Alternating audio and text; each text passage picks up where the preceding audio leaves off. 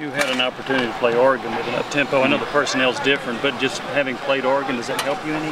Well, yeah, for the guys that actually played in the game, you know, they can you can sit there and tell them, you know, every 10 to 13 seconds they're running a play, and you simulate it out here at practice by doing up-tempo fastball formations, and it's something we've done for a while now.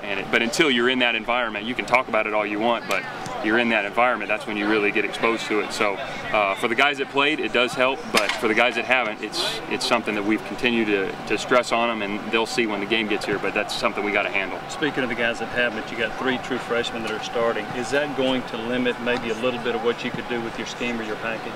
Yeah, possibly. We'll see. I mean, I think those guys have done a good job preparing.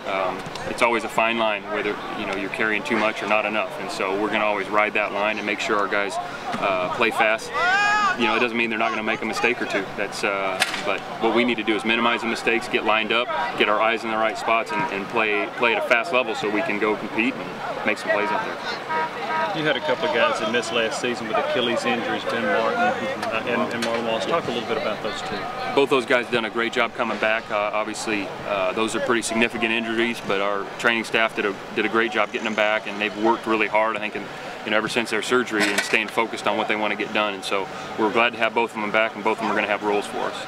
How much more comfortable are you this year running nickel and dime packages as opposed to last year? Well, we definitely have more bodies, which obviously creates more depth and more competition, which is always a good thing. We're not where we need to be by any means, but we're getting better, and that's what's important.